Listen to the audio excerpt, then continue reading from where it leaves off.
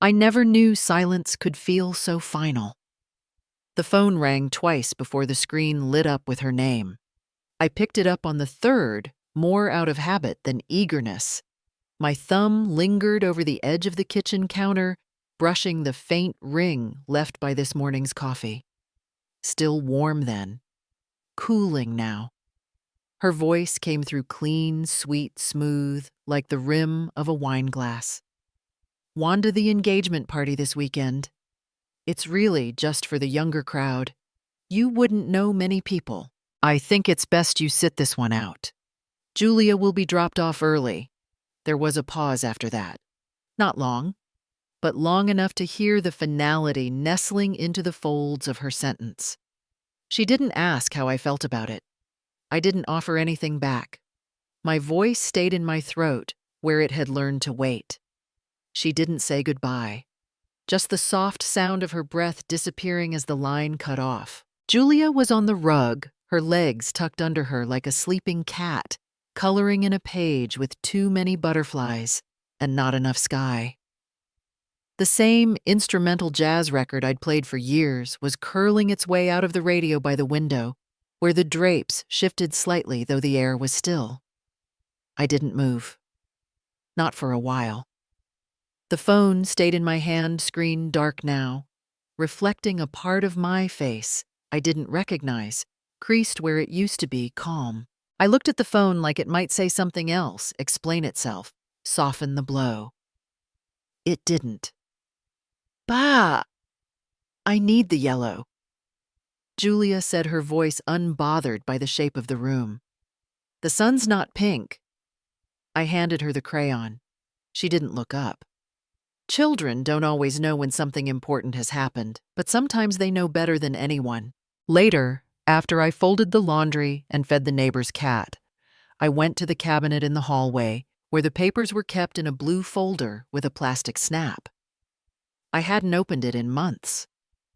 The last time was for a renewal of something water bill, or maybe the insurance on the house. The certificate was still there, tucked between outdated receipts and an expired medical form. My name had been on the first line once. Now it wasn't. David's name was typed neatly in the space where mine used to be. Sole owner. No transfer form, no note, no explanation. Just absence, clean and confident. I held the paper between my hands like it might answer for itself. But all it did was flutter slightly from the ceiling fan overhead. There's a kind of grief that comes not with loss, but with the realization that you've already lost something long ago, and the evidence has only now caught up. I didn't cry. That would have felt like a kind of permission. Instead, I sat down at the edge of my bed and stared at the dresser. On top of it, a small velvet box, worn at the corners, faded to a color that used to be called midnight blue. Inside, Frank's wedding band. Still dull, still warm somehow. I pressed my thumb into its curve the same way I used to smooth the space between his eyebrows when he read too long.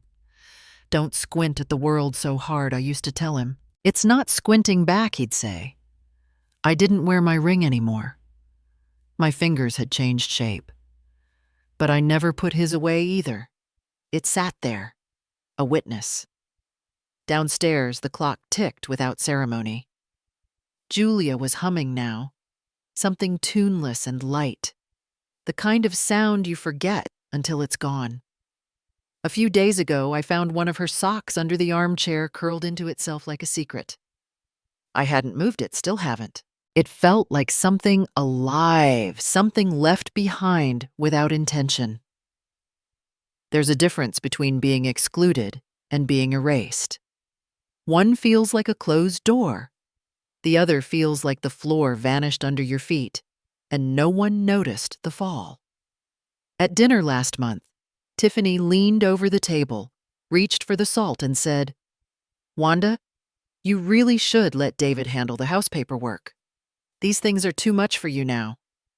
She smiled when she said it, as if she were patting a child's head for trying to use scissors. I remember the way her eyes didn't stay on mine for more than half a second. I remember that my fork paused above the plate, and I nodded once. It's remarkable how many defeats can be folded into a single nod. David hadn't looked up. "She's just trying to help," he murmured after when we cleared the dishes. "You know she's good with these things." I washed the pans. The hot water steamed the glass above the sink, and I drew nothing in the fog. People don't take everything from you at once. They do it in teaspoons, a skipped invitation, a casual correction, a form already filled out, and eventually they stop pretending to ask. Tonight, after Julia went to bed, and I folded her blanket the way she likes with the corner tucked in over her shoulder, I stood in the hallway between the kitchen and the living room. That in-between place where sound collects. There's a photo on the shelf near the front door. Our family taken years ago at some beach I can no longer name. Frank is in the middle, David next to him. Julia wasn't born yet. I'm there too, but slightly off-center, half in shade. The frame had a chip in the corner. Tiffany offered once to replace it. "It's too old-fashioned," she said. "Doesn't really match the tone of the house." She didn't mean it to hurt. Or maybe she did. Either way, I told her I liked it that way. That picture was the last one we took as a whole family. I realized that tonight. Not because I'd forgotten, but because I hadn't wanted to notice. 4 years. 4 years since I've stood in a photograph with all of them. 4 years since someone reached for my shoulder and pulled me in. I thought about putting the photo away, but I didn't. I turned it slightly toward the wall so the light wouldn't catch the chip. Then I stood in the quiet listening for a sound I couldn't name and made no sound of my own. Some people mistake quiet for weakness. I used to let them. One Thanksgiving, I spent the morning brushing rosemary sprigs with honey, pressing cloves into orange peels, and glazing a turkey breast I wouldn't touch. The recipe had come from a magazine Tiffany left open on my counter pages, dog-eared like a signal more than a suggestion. I had offered to make cornbread dressing, the kind David used to ask for when he was 8, and had no idea what balsamic reduction was. We're going for a more updated palette this year. Nothing too heavy. Her tone was light-clipped, the way someone might describe upholstery fabric. Not rude, not generous. The meal looked like it belonged on the cover of something expensive. White serving dishes with matte gold trim. Napkins folded like envelopes holding apologies no one would open. At dinner, she complimented the wine. Pairings smiled across the table at a friend from her work and barely touched the food. Next year, she said we should try roasted duck with citrus glaze. Feels more refined. David nodded without really listening. Julia dropped a roll on the floor, and I bent down to pick it up before anyone noticed. I canceled a doctor's appointment once because David had an off-site retreat, and Julia's school had an early release. I didn't mind not then. She came over with a backpack shaped like a fox, her hair tied in loose braids that kept coming undone. We read 3 books, made pasta with too much cheese, and built a pillow fort in the living room. She fell asleep inside it, her feet sticking out, mismatched socks and all. The next morning, when Tiffany arrived to pick her up, she glanced around the house with that look she had half appraisal, half inventory. You know the smell of onions really lingers in fabric like this. She didn't say thank you. She didn't have to. I had already made myself small enough not to expect it. There was a chair in my living room that used to belong to Frank. A recliner faded along the seams with a small tear where his elbow always rested.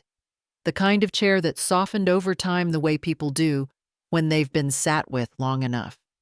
Tiffany once walked by it during a holiday gathering and let her fingers trail across the armrest. That piece doesn't really go with the rest of the decor, not loud, not cruel, just cold enough to be permanent. I didn't say anything. I didn't say that Frank died in that chair. I didn't say that it still smelled like the balm he used for his knees, or that it creaked in the exact spot where he always shifted before standing. I just moved it into the back room the next day and never brought it out again. The things I didn't say could fill volumes. I didn't say anything when my name was left off the group text planning Julia's birthday. I didn't say anything when David bought matching his and hers towels for the guest bathroom and hung them before I arrived. I didn't say anything when Tiffany offered to help declutter my kitchen and half my things disappeared into a donation bin. If you're not using it, it's just taking up space. I let them take space. I thought that was the trade silence in exchange for peace. I still have a small handkerchief folded in the top drawer of my nightstand. Julia gave it to me last year on a Thursday, wrapped in 2 sheets of notebook paper and bound with a piece of yarn. The stitches are uneven, the thread frayed. There's a flower shape in the corner that looks more like a sun. She called it her practice project. I never used it. Some things are meant to be kept, not touched. I took it out a few nights ago just to hold it. It smelled like a drawer and old lavender. I refolded it slowly and placed it back where it belonged. I don't think Julia remembers giving it to me. She was 6 then. Children don't always remember the things they give away. They just know they gave them honestly.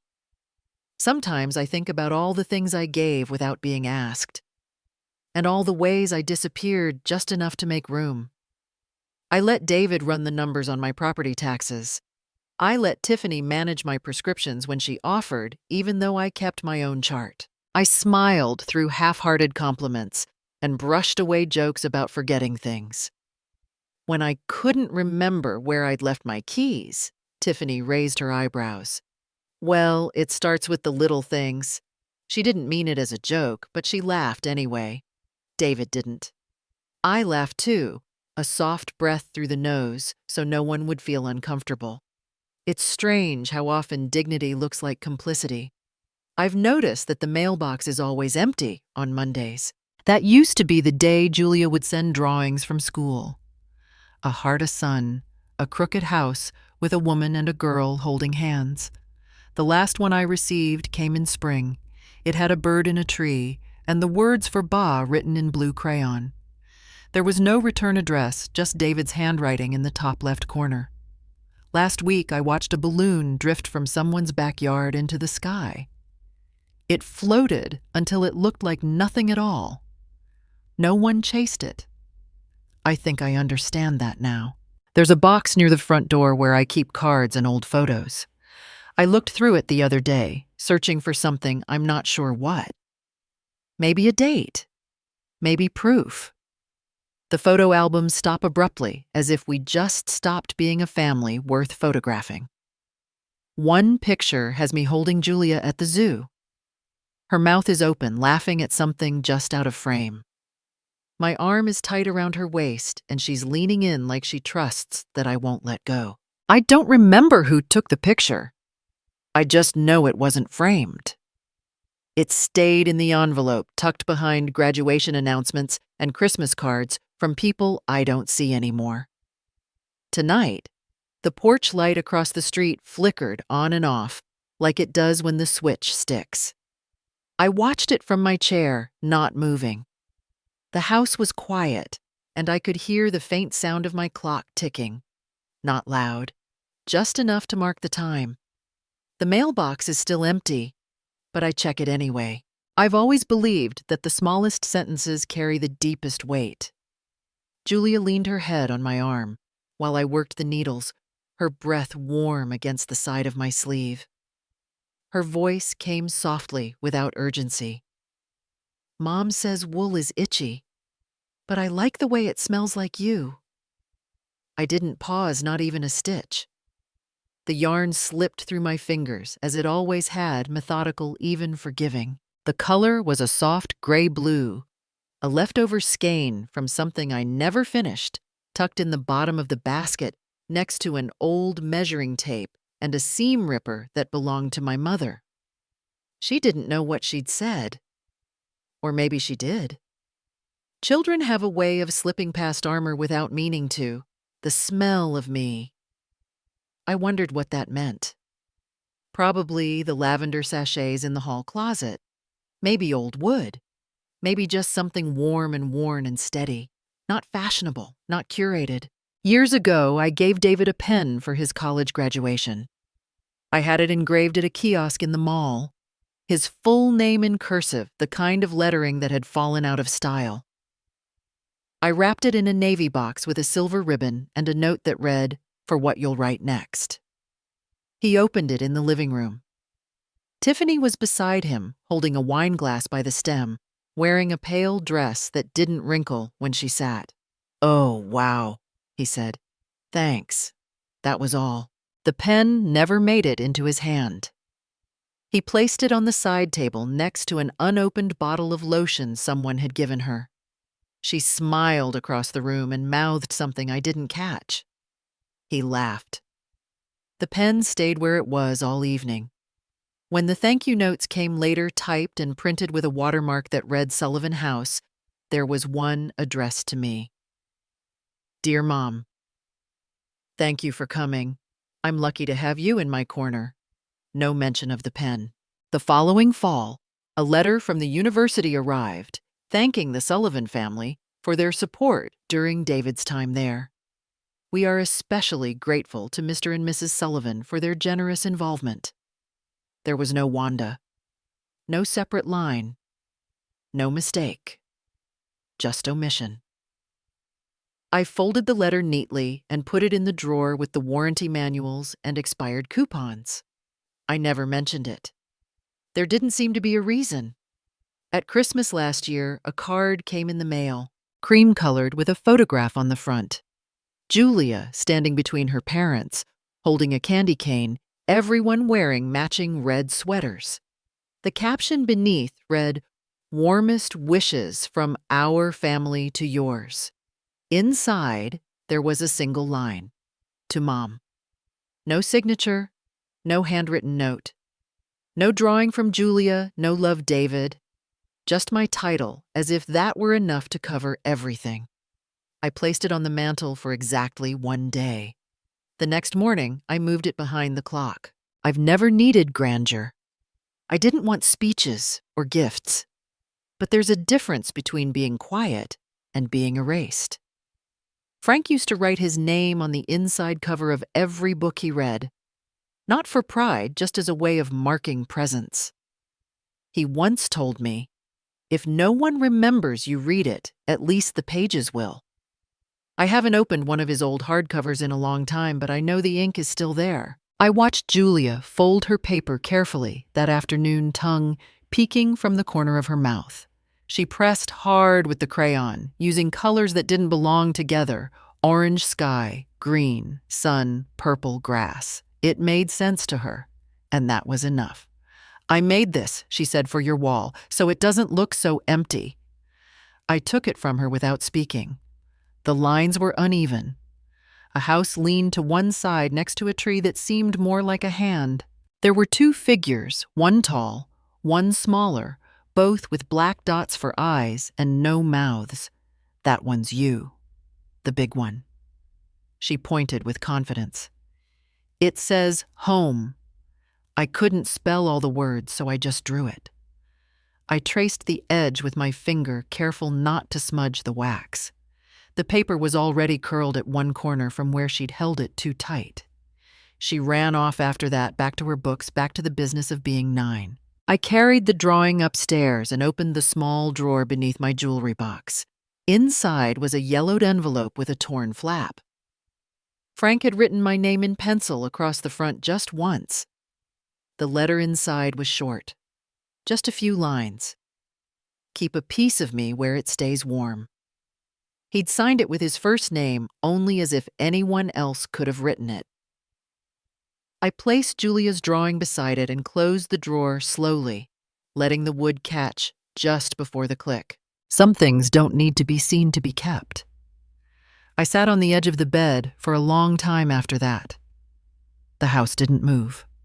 The light shifted across the floorboards like it always had, but no one came through the door. No footsteps, no voices. Just the sound of the hallway clock measuring out time that belonged to no one. I've never said it aloud, but I know now I was never meant to be remembered. only tolerated, managed, moved politely out of frame. They never threw me away. That would have made a sound. They just stopped framing the picture around me. And I never corrected them. That was the trade. My silence for their comfort for my place. Julia's picture rests in the drawer now. I didn't hang it. Some things are too true for display. Children don't whisper unless they're repeating something they weren't meant to hear.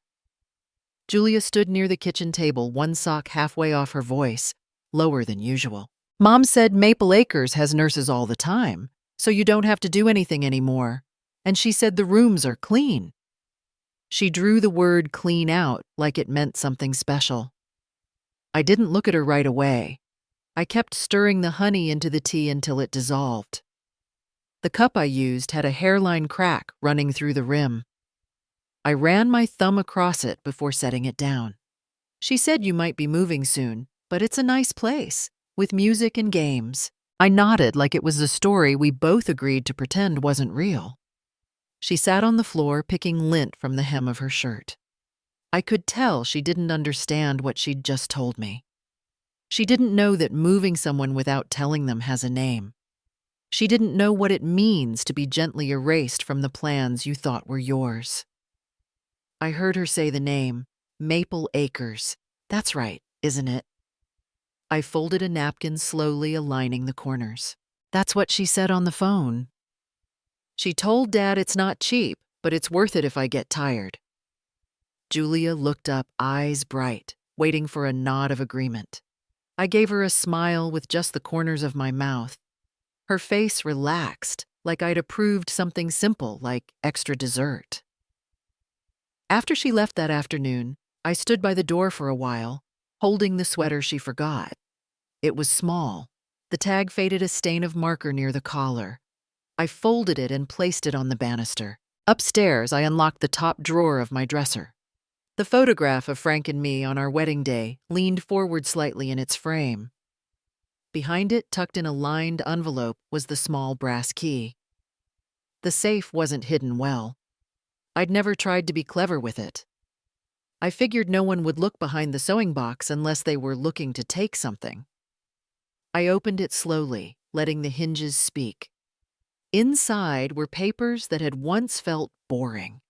Titles, deeds, account numbers, copies of my living will, things we kept because Frank insisted on order. I found the house deed first. There was my name typed, clean and solid. But beneath it, faintly visible through the correction marks, was a second version, one with my name lined through, and in its place, David's printed neatly, with a date just 2 months prior. I looked at the notary stamp. A woman's name I didn't recognize. Not the one I used last time. Beneath it sat a folded letter from a medical provider. It referenced my designated health proxy, David, again. Signed, filed, never discussed. I held the page without breathing. I remembered the last appointment I had when the receptionist said, "Your son confirmed the insurance change. He's listed as your emergency contact now." I had smiled and said that made sense. I'd thought it was a gesture. It wasn't. The call from Eli Rhodes came later that week. Just a quick verification, Mrs. Sullivan. We received a request to add Mr. David Sullivan Jr. as an authorized signer on your fixed-term savings account. He paused, waiting for confirmation. I didn't give it. It's standard, really. Many clients at your stage of life like to simplify transitions. Mr. Sullivan said he was acting on your behalf. I held the receiver gently. I'm afraid I'll have to decline that request. I didn't raise my voice. I didn't explain. I didn't offer another name. He hesitated, then cleared his throat and promised to document the denial. I thanked him and hung up. Later that night, I sat by the living room window, the one facing the street, where cars moved in quiet loops between houses that all looked the same after dusk. I watched as Tiffany's SUV pulled into their driveway, its headlights cutting across my front yard like searchlights. Julia climbed out first, hopping onto the curb. Tiffany followed behind, heels clicking against the concrete. She pulled her cardigan tight, then glanced in my direction. She didn't wave. She never does. A porch light flicked on automatically, illuminating their doorway. Stainless steel numbers, polished lanterns, no scuff marks on the paint. Once, Tiffany had said, "It's nice to live in a neighborhood where people still care about appearances." She said it while looking at the trim on my porch, peeling slightly where the sun hit hardest. I sat in the dark, letting the room stay unlit. The cup from that morning was still on the counter, the tea, cold, a faint ring of residue circling the inside. I picked it up, ran my finger along the rim, and thought about how cracks don't always show right away.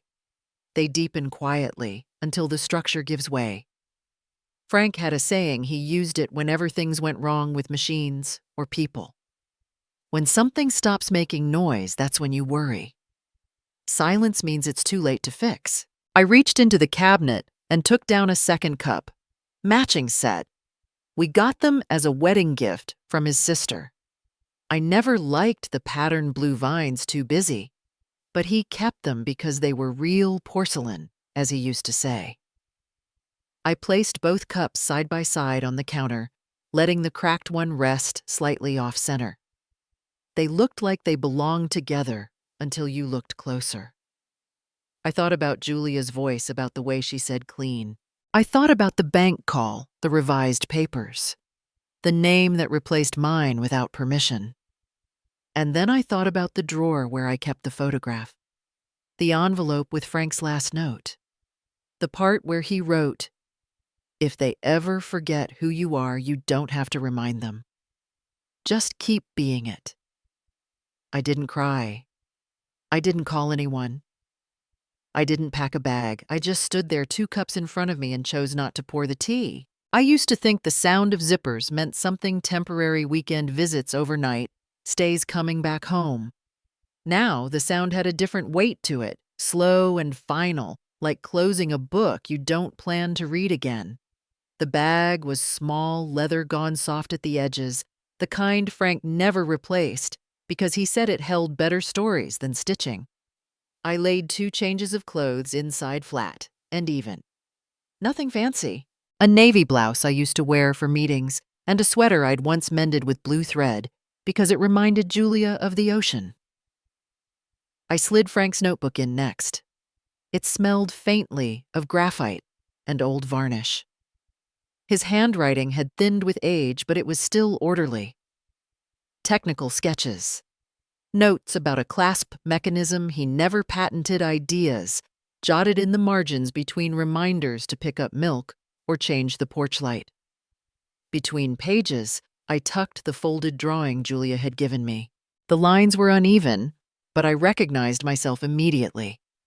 Hair too tall, glasses askew. She'd written, "My home," in green crayon beneath it. Last was the envelope. The number hadn't changed in weeks. $9,800,000.03. A lifetime's sum. Not just mine. Frank's years of invention, my careful grocery lists, the clothes not bought, the vacations postponed. Our frugality had added up like dust in a drawer unnoticed until you pulled it open. I zipped the bag and pulled Frank's coat from the hook. It still held the faint weight of his shape. The collar slightly collapsed where his neck used to rest. I slid it over my shoulders. The house was quiet. Not a heavy silence, just the kind that settles when no one is waiting on your noise. I walked to the mantel and took down the family photo, the one Tiffany had insisted we take at the last Christmas gathering. Everyone wore coordinated beige. I turned the frame to face the wall. That was enough. No note, no forwarding address. Just absence arranged gently. By the time the sun was lifting over the tree line, I was already at the station. The bus didn't ask questions. It took me past neighborhoods where lawns were trimmed like apologies, and through streets where no one waved. I kept my hands folded, My phone buzzed once an automated appointment reminder from the clinic. I deleted it. At the bank, the air smelled like polished tile and printer ink. Eli Rhodes came out himself, a little crooked voice trained for softness. He hadn't seen me in years, not since Frank's accounts were finalized. He led me into a glassed-in room, frosted edges, too many chairs.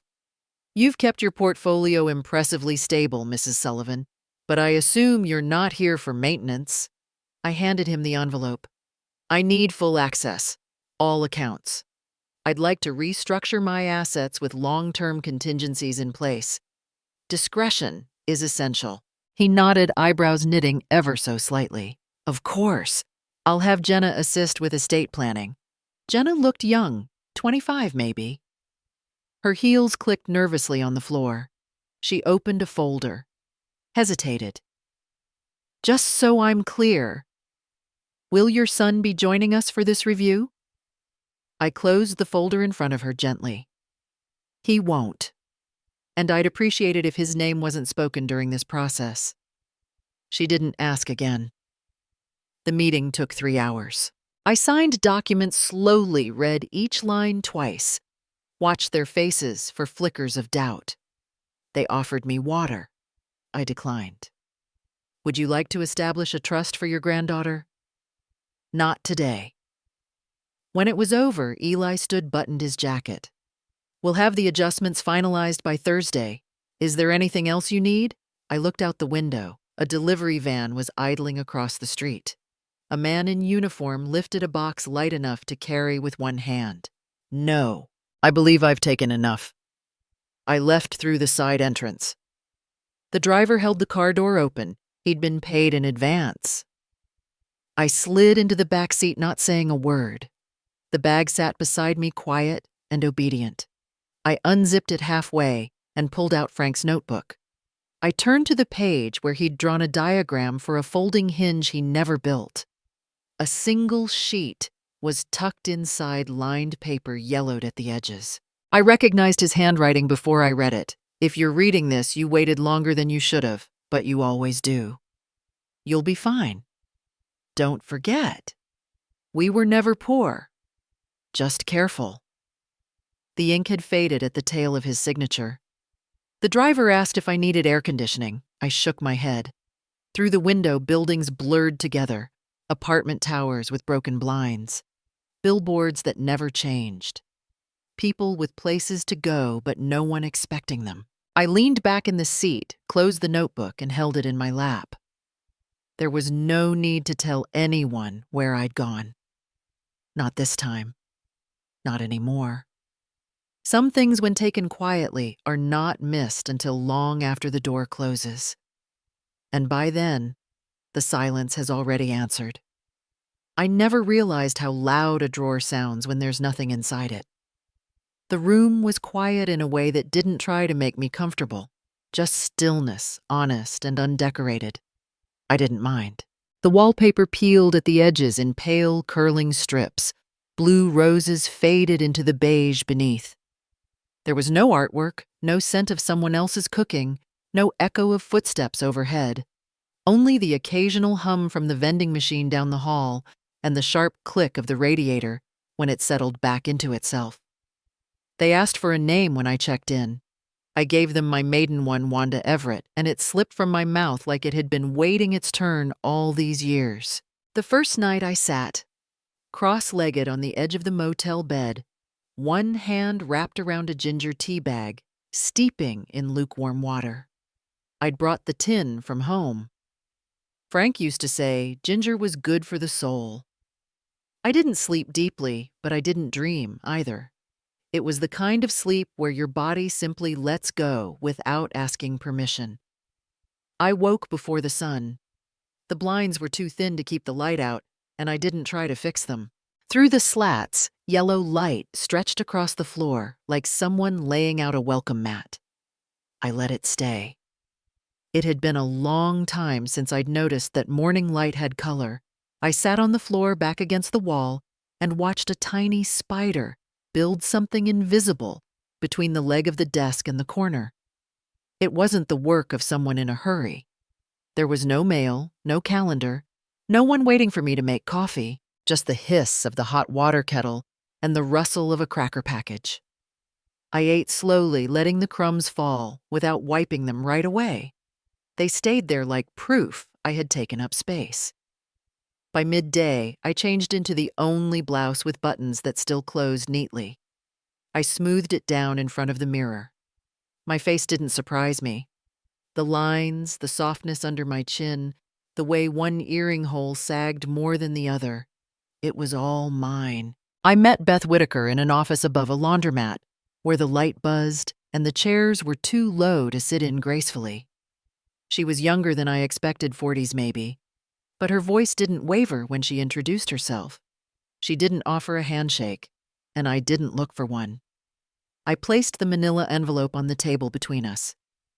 This is her photo. Her name is Tiffany Sullivan. These are copies of documents I never signed, but someone filed them anyway. And this, I slid a torn piece of paper toward her, is where they live. Beth opened the folder, scanned the pages. What exactly are you looking for? Ms. Everett? I folded my hands in my lap. Not vengeance. Not noise. Just truth. And a path that protects a little girl who doesn't know she's the only one still telling the truth. She nodded. I'll be discreet. I'm counting on it. She didn't ask why I hadn't gone to the police. People like Beth know that some things don't get fixed with uniforms or forms. Some things live in the soft parts between paper and blood. Back at the motel, I didn't turn on the television. I didn't open the notebook until just before bed. The pages had stayed blank since the day Frank died. I'd opened it a dozen times over the years, but never written a word. He'd once told me, "You'll know when it's time." Not before. I uncapped the pen, let it hover. Day 1. I am still myself. I closed the book and placed it under my pillow. Not out of fear someone might take it, but to remind myself, if only in dreams, that I'd begun something again.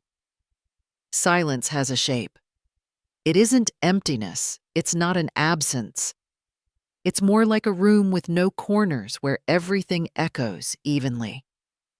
I moved carefully through it, not wanting to bruise it. There were no photos on the walls, but I'd kept one of Julia's drawings folded inside my coat pocket. I unfolded it once before bed, smoothing it on the bedside table. Her little letters floated around the page like birds trying to land. The drawing had no people, just a house with a door wide open and a heart on the roof. I didn't know houses could love back, she had said once matter-of-factly, as children do when they haven't yet learned what not to believe in. I looked at that crayon heart until the lights outside the window flicked off one by one. A car passed down the highway with a faint whoosh, like a wave being pulled away from shore. I didn't count the minutes. I didn't rehearse conversations. I didn't cry. Some losses don't ask for tears. They ask for stillness, for patience, for letting go of the need to be understood. I hadn't run. I hadn't disappeared. I had stepped sideways quietly into the life that had been there all along, just waiting for me to claim it back. There was nothing else to say that night, only the sound of my breath filling the quiet. And the space I now had, finally, to let it stretch. Some voices don't echo when they reach you through a screen. They land flat, almost polite. The first message came 2 days after I moved again. David's voice filtered through the line, said my name too many times, as if repeating it could summon the person they wanted instead of the one I had become. "Mom, hey, well, look, people are asking where you are. This whole thing's gotten out of hand. Can you call me the next one briefer? Mom, this is serious. The neighbors are worried. Julia keeps asking questions. You left us in a strange position." The third felt more like a script. "You disappearing like this, it's not helping anyone. It's confusing. Tiffany and I have things to sort out, and you walking away just makes it harder. He didn't ask if I was well. He asked why I left things messy. The email from Tiffany came not long after. Maple Acres reached out. We'd already told them you were moving in this month. They're charging a cancellation fee now, and frankly, it's not fair to us. I'd forgotten the little sound my laptop makes when a new message arrives. It chirped once and then again like a child nudging an elbow, eager, persistent. We did everything with your best interests in mind. I don't understand why you're being difficult. Difficult. There was no mention of the forged paperwork. No acknowledgement of the account access they'd attempted. No apology. Beth's report came sealed in a simple white envelope, unmarked. The kind you don't throw away because it doesn't look like junk. Inside, photos, transcripts, and summaries. Printed emails between Tiffany and a lawyer, conversations about early dementia declarations, power of attorney revisions, evidence submissions. My name on forms I had never seen. My signature traced like a child mimicking handwriting. One note caught my eye more than the others. Wanda left her purse at church again. She seemed confused when I mentioned Julia's school. She hesitated when asked the date may be signs of cognitive decline. There was a photo of me looking downward, my cardigan open at the front. My hands held nothing. I remembered that day. I'd paused because Julia had asked a question I wasn't ready to answer, not because I didn't know what year it was. I hadn't forgotten the date. I'd simply been remembering another one. Walter Grady answered his phone on the second ring. He didn't need much explanation. Men like Walter understand when a woman says, "I need to buy a house," without anyone knowing it's me. He asked for the details. I gave him the address. 208 Cedar Lane. One fence away from 206. "I'll take care of it," he said. "You'll be the only name behind the trust. The title will show mine. Nobody will think twice." The owner was an older couple in their 70s, moving to Florida to be closer to their daughter. They weren't interested in drawn-out sales or negotiations. They wanted a clean deal. $330,000, paid in full. No mortgage, no inspection delay. I wore Frank's old leather gloves to the bank, though the weather didn't call for them. The lining was worn smooth by years of use. The left glove still had a tiny ink blot near the thumb. He'd touched a pen that had exploded and laughed like it had been a magic trick. Mr. Rhodes at the bank looked different this time, more careful. He didn't ask about the unusual withdrawal amount. He didn't question the transfer. He simply nodded, printed, and slid documents across the polished desk with a quiet kind of respect.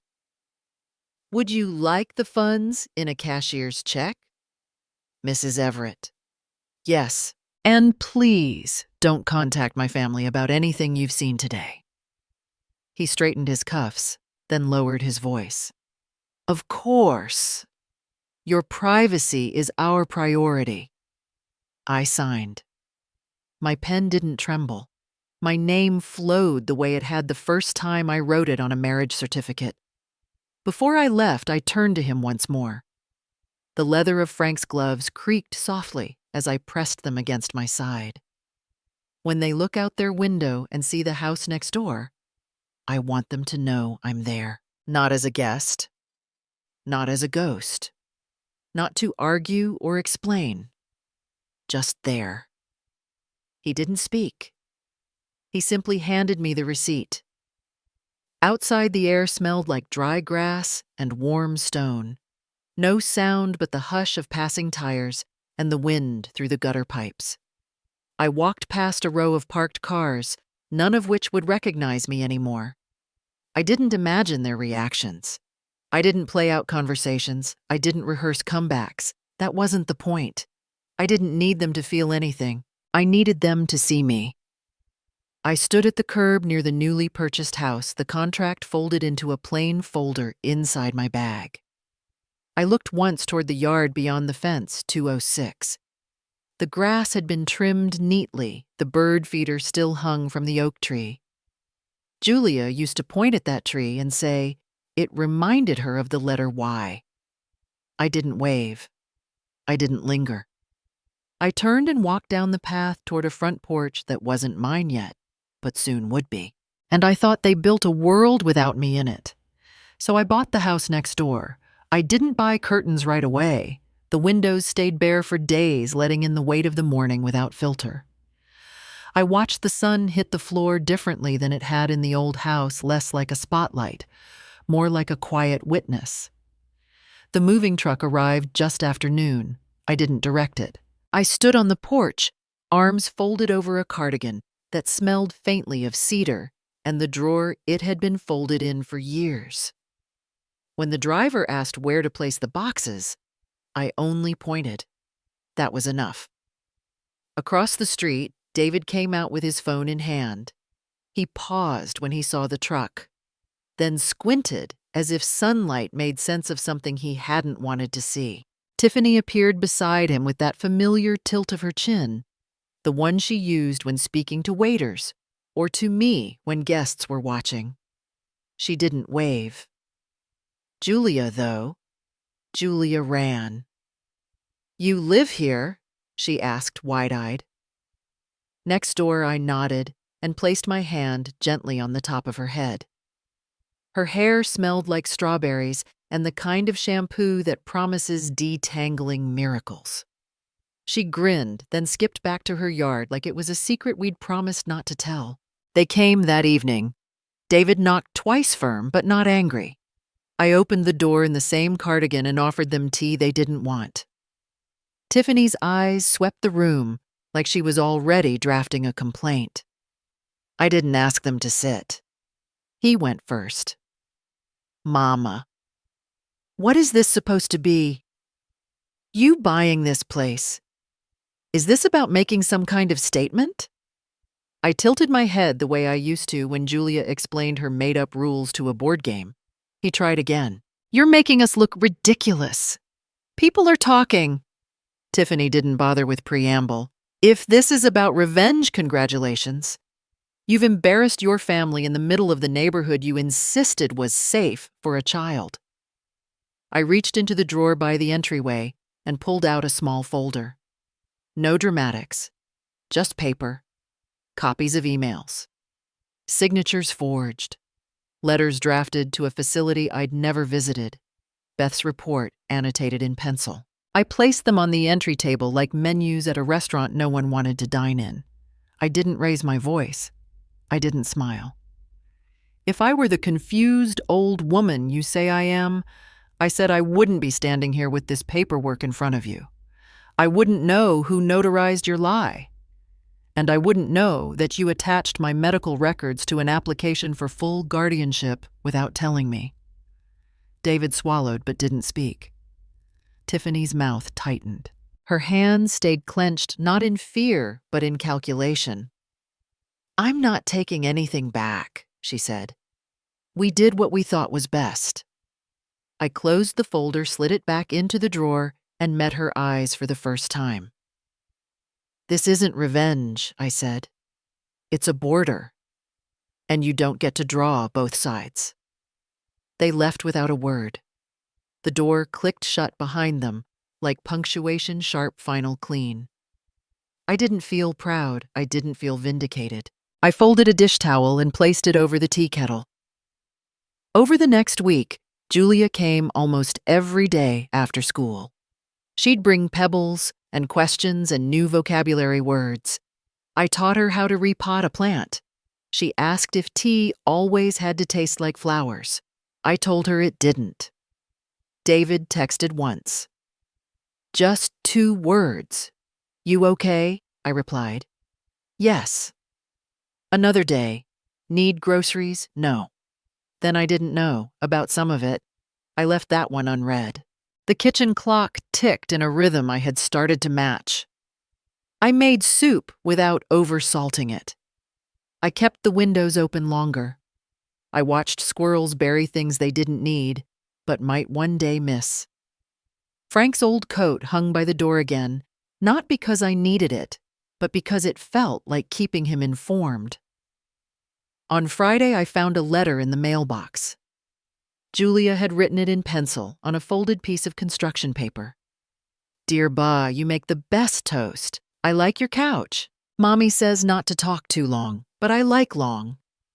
I pressed the letter between the pages of Frank's notebook just beneath a sketch he'd drawn of a windmill we never built. Then came the knock. Not firm this time, gentler, unsure. It was raining, and through the glass I saw David soaked through. He looked like the boy I used to towel off after backyard sprinklers. Only now he was taller, tired, unsure what to say. He stood there a while before he spoke. "I think I turned into someone Dad would have hated." I didn't answer.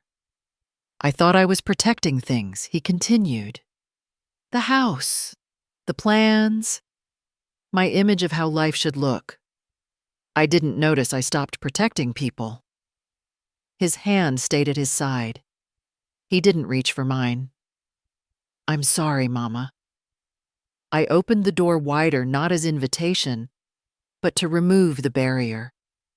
Rain pooled on the threshold. He didn't step in. Inside the kettle whistled faintly from its corner. I didn't move to it. He didn't ask to come inside. I didn't ask if he wanted to. He turned and walked back across the lawn slower than he had come. I shut the door, placed the lock gently, and leaned my forehead against the wood for just a moment, not in prayer, not in grief, but in grounding. I didn't come back to remind them of who I was. I came back so Julia wouldn't grow up unsure of who she came from. There's a kind of peace that only arrives when you stop trying to be understood. Not because it doesn't matter, but because you finally know what you stand for, even if no one else is listening. I folded the legal papers slowly, aligning each edge. The trust document was thick, but not heavy. Walter had printed it on premium paper, something about the weight giving it dignity. It sat on the kitchen table next to my teacup, still warm, still half full. The spoon rested against the rim, a tiny clink, each time the table shifted under my elbow. The trust for Julia was done. $3 million placed under independent management. No parental access. No family discretion. Her name was the only one that mattered now. Walter had raised an eyebrow when I explained it. "She's the only one who hasn't asked me for anything I said." He hadn't responded. Just scribbled his initials where they belonged. The new will came next. My handwriting on the draft had been careful, almost ceremonial. David's name was still there, but marked with a condition 2 full years of consistent parenting. Not financial contributions, not weekend visits, not helping out when it was convenient. 2 years of showing up. If he met that he'd inherit what remained. If not, the remainder would go to Julia on her 30th birthday, whether or not she ever forgave him. Walter called it unusual but enforceable. I called it clarity. I added one final clause. Should anything happen to me? Medical emergency incapacitation. I wanted my decisions made by Eli Rhodes, not David, not Tiffany.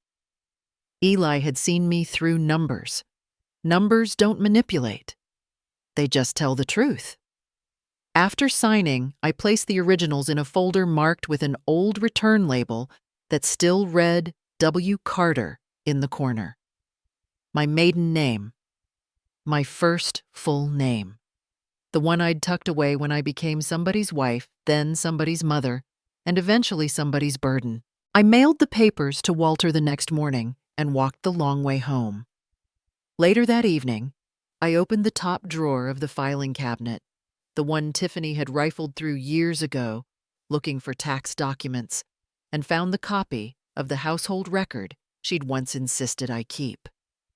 A backup, she called it, in case something happens. It was neat, laminated. Her handwriting on the corner read Mom's version. I slipped it into a plain envelope and included a card. No long message, just a sentence written slowly, each word spaced, so there'd be no mistake. I've stopped pretending to be the mother you liked. I'm finally becoming the woman I buried.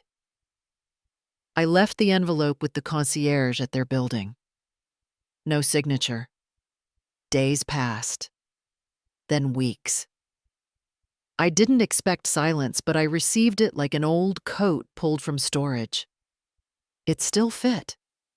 It still smelled like resignation and dust. David showed up at Julia's school more often. At first, he looked out of place among the young fathers, all joggers and water bottles. But eventually, I saw him lean in when she spoke. I saw him hold her backpack while she tied her shoe. I watched him forget to check his phone. One afternoon, Julia showed me a drawing she had done at school. A stick figure family herself, a house with a swing, and someone labeled Dad holding a watering can. "He helps my sunflower grow," she said, pointing. I taped the picture to my fridge and didn't say anything. Not because I had nothing to say, but because sometimes silence is the only way to let something take root. Messages from David came more regularly after that. Simple ones. Photos of Julia's schoolwork. A question about a recipe I used to make.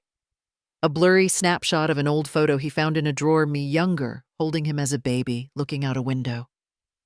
I didn't remember this photo, the message read. Neither did I. But I remembered the window. Tiffany stayed quiet. Until one Thursday afternoon, I opened the front door and found her standing there holding a pie she hadn't baked and wearing a sweater I recognized but had never complimented. She didn't look rehearsed. "I thought I knew what trust was," she said. Then she paused. "I thought it came from being right." The pie remained untouched on the counter after she left, but the plate stayed. The next day, I found Julia in the backyard building small stick fences around patches of soil. She pointed at 3 spots. "This one's your garden. This one's Daddy's. This one's mine." She'd used twigs and yarn. No flowers yet, just dirt and space. Later that night, I sat at my kitchen table and flipped through Frank's old notebook. Tucked between the pages was a drawing Julia had done when she was younger, just scribbles and a giant pink heart in the middle, labeled home. It had once been taped to the fridge. Now it sat between a formula for something I never understood, and Frank's list of things that last longer than anger. He'd only written one item: forgiveness. I closed the notebook and let my hand rest there. No tears, no speeches, no performances of healing.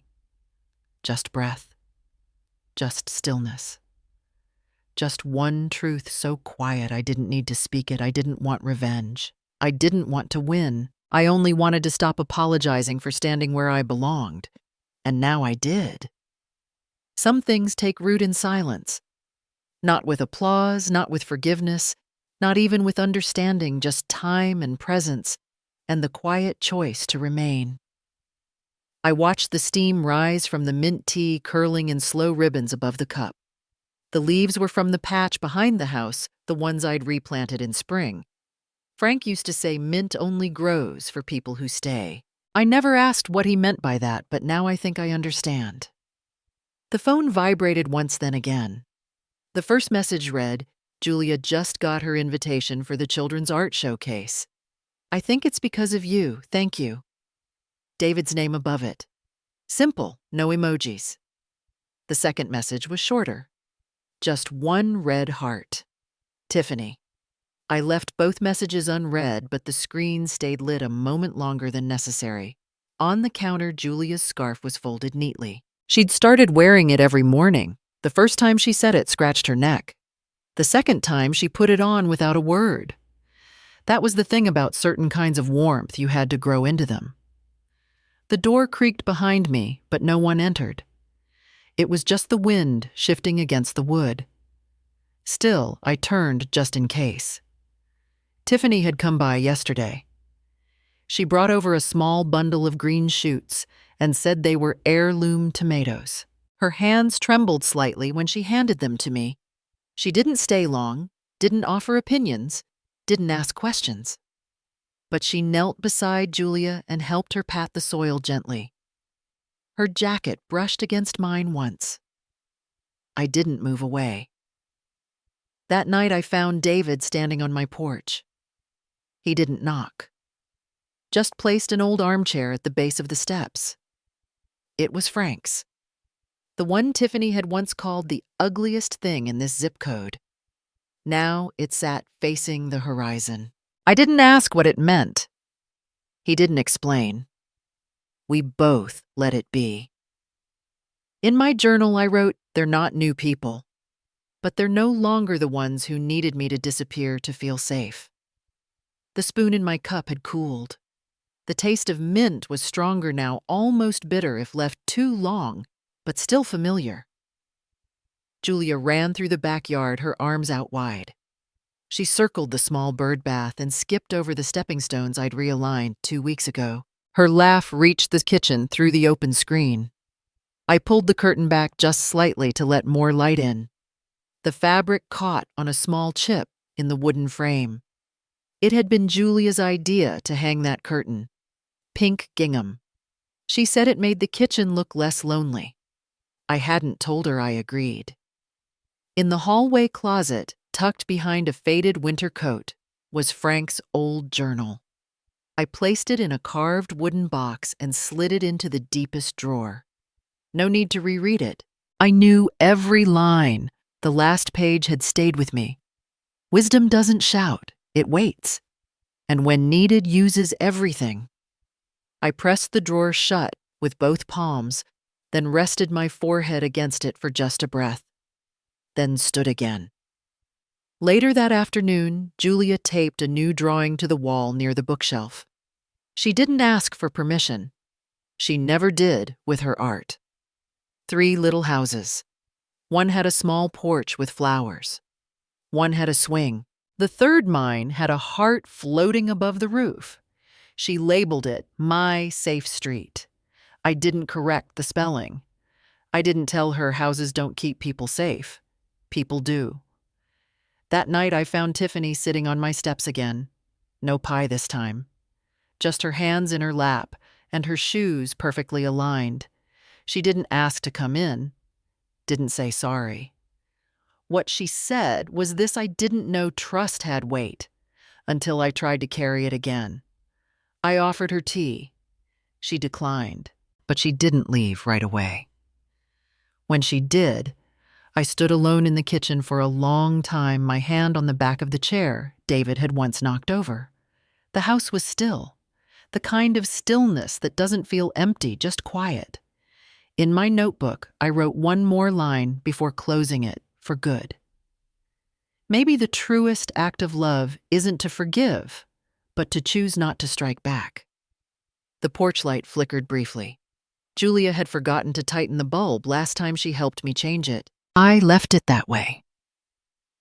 On the table beside me, a mug of cooled tea, a folded scarf, a drawing of 3 homes, and not one apology written down, just the sound of someone small singing from the backyard like nothing had ever gone wrong. I didn't answer the messages on my phone. I didn't say I forgave anyone. I didn't win. I didn't lose. I just didn't disappear.